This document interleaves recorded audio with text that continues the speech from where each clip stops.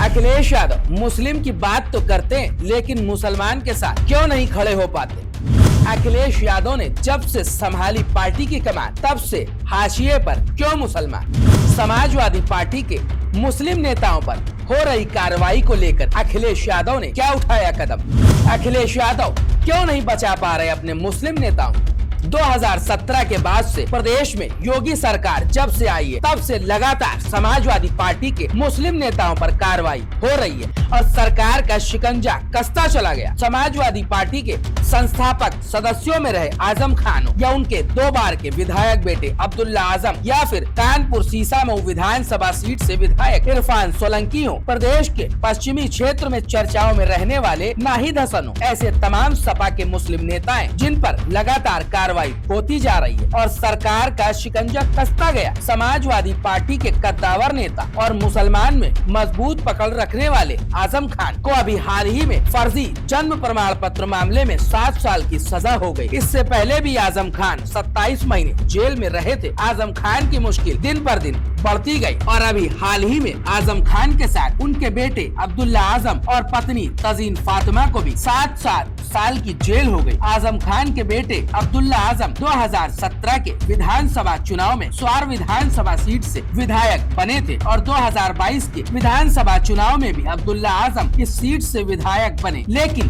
दोनों ही बार अब्दुल्ला आजम को सजा होने के बाद MP MLA कोर्ट ने विधायकी रद्द कर दी। समाजवादी पार्टी के ऐसे ही एक और कद्दावर नेता इरफान सोलंकी है, जो कानपुर की सीसामऊ विधानसभा सीट से विधायक है और अल्पसंख्यक में खास पकड़ रखने वाले इरफान सोलंकी के ऊपर भी सरकार का शिकंजा कसता चला गया और महिला की झोपड़ी में आग लगाने और जबरन प्लाट कब्जा करने के आरोप में सपा विधायक इरफान सोलंकी को भी जेल हो गई और दिन पर दिन सोलंकी की भी मुश्किल बढ़ती जा रही है। ऐसे में समाजवादी पार्टी के कैराना सीट से विधायक नाहिद हसन भी मुश्किलों के दौर से गुजरे और उनके ऊपर गैंगस्टर एक्ट से लगातार तमाम आपराधिक मुकदमे दर्ज हुए। समाजवादी पार्टी के तमाम ऐसे नेता हैं जिन पर लगातार सरकार का हंटर चल रहा है। 2017 के बाद से समाजवादी पार्टी के मुस्लिम नेताओं की मुश्किलें कम होने का नाम नहीं ले रही है। इसी बीच समाजवादी पार्टी के एक और नेता मुश्किल में पड़ते नजर आ रहे। मुलायम सिंह के करीबी रहे और शिवपाल यादव के करीबी आशु मलिक पर सरकार का शिकंजा कभी भी कस सकता है। दरअसल सहारनपुर की देहात सीट से विधायक आशु मलिक की मुश्किलें इन दिनों बढ़ती जा रही है। अभी हाल ही में कुछ दिनों पहले आयकर विभाग ने लखनऊ के सफायर ग्रुप के ठिकानों पर छापा मारा था। इस दौरान आयकर विभाग को कई नेताओं और ब्यूरोक्रेट्स की काली कमाई की रियल एस्टेट में निवेश करने के प्रमाण मिले। आयकर विभाग की टीम ने जब जांच की तो पता चला कि रियल एस्टेट का संचालक अहमद कमाल खान काला धन ठिकाने लगाता है और इसमें आशु मलिक भी शामिल है। आयकर विभाग की पूछताछ में अहमद कमाल खान ने बताया कि आशु मलिक के 6 करोड़ रुपए रियल एस्टेट में लगे।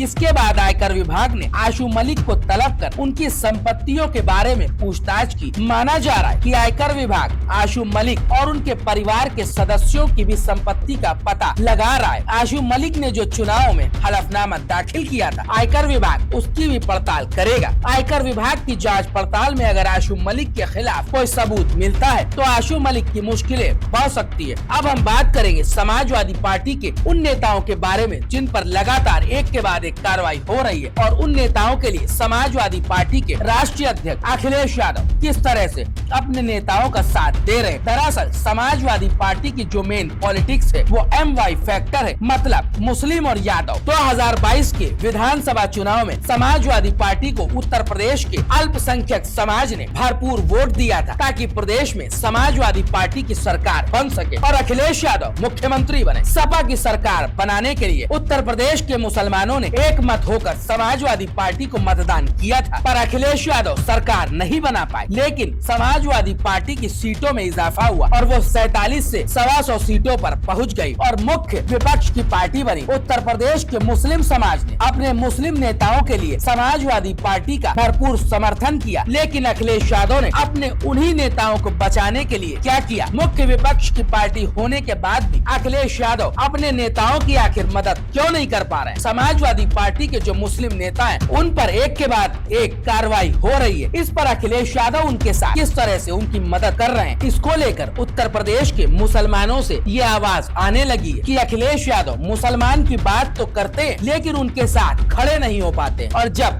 यादवों की कोई बात होती है तो अखिलेश यादव और पूरी समाजवादी पार्टी एक साथ खड़ी हो जाती है। अभी हाल ही में गैंगस्टर एक्ट में यादवों पर जब कार्रवाई को लेकर समाजवादी पार्टी के राष्ट्रीय महासचिव और अखिलेश यादव के चचा राम गोपाल यादव मुख्यमंत्री योगी आदित्यनाथ से मिलने पहुंच गए। जी हां, एटा के सपा नेता रामेश्वर सिंह यादव और जोगेंद्र सिंह यादव पर की जा रही कार्रवाई को लेकर राम गोपाल यादव सीएम योगी आदित्यनाथ से मिलने पहुंच गए। और अभी देवरिया कांड में अखिलेश यादव प्रेमचंद यादव के परिवार से मिलने देवरिया पहुंच गए। और अल्पसंख्यक नेताओं पर हो रही कार्रवाई को लेकर अखिलेश यादव और न ही समाजवादी पार्टी का कोई भी नेता सरकार से मिलने गया, न ही रोड पर उनके समर्थन में कोई प्रदर्शन कर विरोध जताया। समाजवादी पार्टी के संस्थापक सदस्यों में रहे एक आजम खान पर जिस तरह से सरकार का शिकंजा कसा और आजम खान और उनके परिवार को 7 साल की जेल हो गई, लेकिन समाजवादी पार्टी के राष्ट्रीय अध्यक्ष अखिलेश यादव या महासचिव प्रोफेसर राम गोपाल यादव आजम खान के लिए कभी सड़कों पर नहीं उतरे, न ही सरकार से इसको लेकर कोई बात की।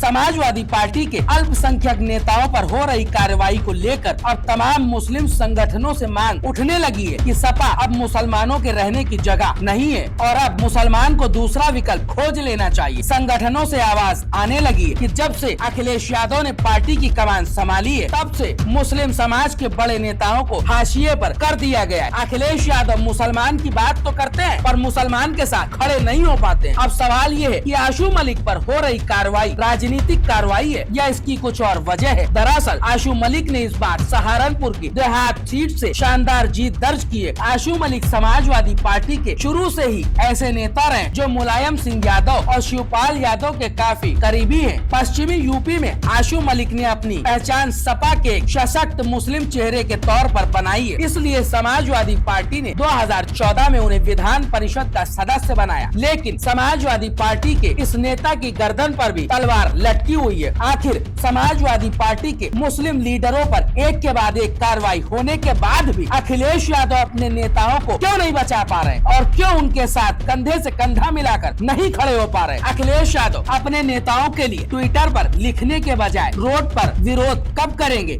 ये सवाल हम नहीं, ये सवाल उत्तर प्रदेश के अल्पसंख्यक समाज के लोग अखिलेश यादव से पूछ रहे हैं। समाजवादी पार्टी के नेताओं पर जिस तरह से तलवार लटकती जा रही है, कैसे बचाएंगे अपने नेताओं को अखिलेश और अपने नेताओं के लिए क्या करेंगे? समाजवादी पार्टी का जो आधार है वो मुस्लिम यादव, उसमें एक बड़ी आबादी का तबका अल्पसंख्यक है। उस अल्पसंख्यक के लिए अखिलेश यादव किस तरह से साथ खड़े होंगे? अभी तक समाजवादी पार्टी के जिन नेताओं पर कार्रवाई हुई है, उनमें से सबसे ज्यादा मुस्लिम नेताओं पर कार्रवाई हुई है। आजम खान, इरफान सोलंकी, नाहिद हसन और बरेली से विधायक शहजील इस्लाम, और अब आयकर विभाग की रडार पर है आशू मलिक। अगर आयकर विभाग को आशू मलिक के खिलाफ सबूत मिलता है तो आशू मलिक की भी मुश्किल बढ़ सकती है। अब सवाल है अखिलेश यादव से कि अखिलेश यादव अपने इन नेताओं को कैसे बचाएंगे और किस तरह से अपने नेताओं का साथ देंगे? आशू मलिक के बाद अब समाजवादी पार्टी में अगला नंबर किस मुस्लिम नेता का होगा?